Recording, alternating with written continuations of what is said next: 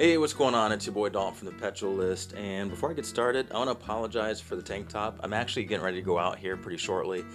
This is what you get when you promise that you're going to film every day. You get me in my bathrobe yesterday and a t-shirt, you get me in a tank top because it's just, trying to live my life and also accept this challenge that I've given myself. Anyway, you don't care about that, you care about Formula One, so I kind of do another driver profile, and that one is Valterri Bottas. Valtteri Bottas. Not only does he have the best name in F1, and I'm talking about pure acoustics, the melody, phonics, just Valtteri Bottas. Valtteri Bottas. Not only does he have the best name, he has the best haircut right now too. If I could rock a mullet and a 70s handlebar mustache and get away with it, but I don't think I would look quite as cool. Valtteri Bottas. The phonetics of those words, of that name, it rolls off the tongue really easy. Valtteri Bottas. Unlike the word rural. Rural is very difficult to say. But I digress. Why doesn't Valtteri Bottas currently have a seat? It's kind of perplexing. He's only 34 years old, and F1 drivers keep getting older, and they keep staying in Formula One for longer. So 34 years, if he went the route of Fernando Alonso, he's still got almost a decade of racing left. And let's talk about his stats really quick, because his stats are actually incredible. So I spoke about Ricciardo and Sainz on my previous video. Valtteri Bottas has 236 starts. 10 of those are wins. So he actually is going to have a higher win ratio than both Ricciardo and Sainz. And that is with race starts that the race start count is nestled right in between them. Ricciardo is at 254, Bottas is at 236, and Sainz is at 199. Ricciardo and Sainz are still extremely viable driver choices for teams that teams are looking at, and I'm not exactly sure why people are sleeping on Bottas. So, 10 wins, 67 podiums, 19 fastest laps compared to again Nico Hülkenberg, who has a 2025 contract, but he's got no podiums, no wins in his entire career. Valtteri Bottas did the bulk of this with / against not one of the best Formula One drivers in Formula One history, but the best in Formula One history. So he started with Williams back in 2015. He replaced Nico Rosenberg in 2017, and he has been top 3. He's been in the top 3 in the Drivers' Championship points on 4 separate occasions. I don't know about you, but I think that is pretty amazing. That's a well-established driver, and again, he doesn't have a seat. So now he's in 15th place with Kick, Sauber, Stake, whatever they're calling themselves these days, and with Benito. What is the old Ferrari team principal's name?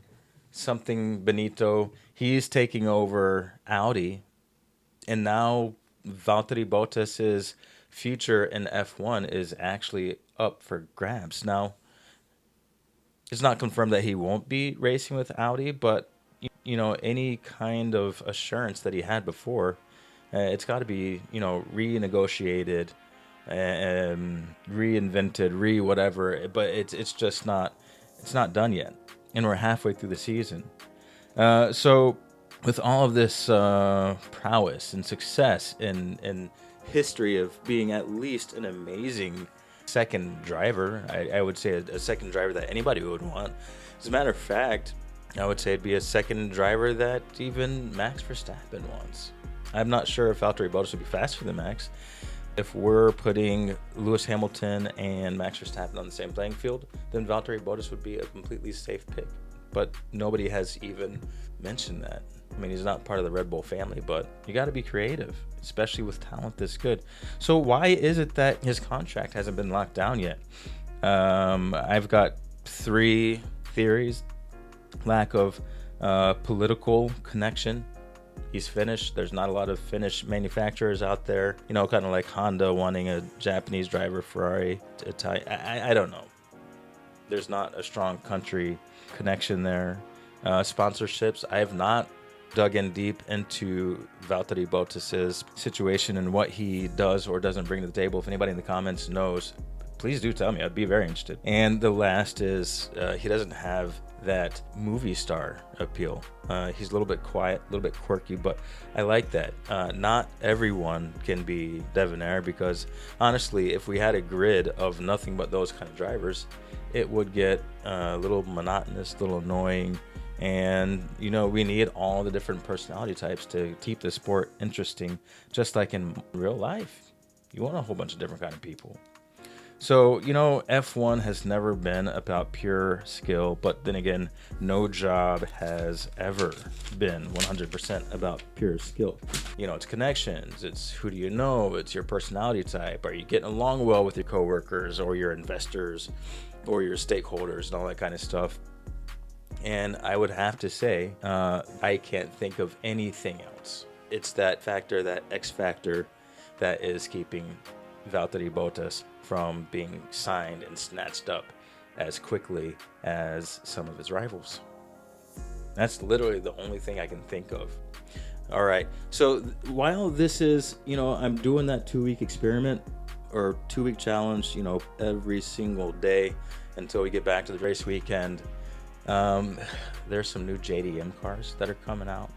I kind of want to make a video about that. Let me know what you think in the comments. Should I talk about new cars and car news every once in a while and not just Formula One? I'm trying to follow that rule of being niche, being focused, and I have focused a lot. You know, they might be bringing out the Celica. The MR2 concept is underway.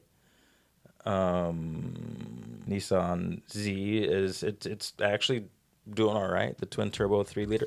Anyway, you know, that kind of stuff. Should I make an episode where I'm talking about that? Well, all right. Enough of that. Enough of this video, because I gotta make another one tomorrow.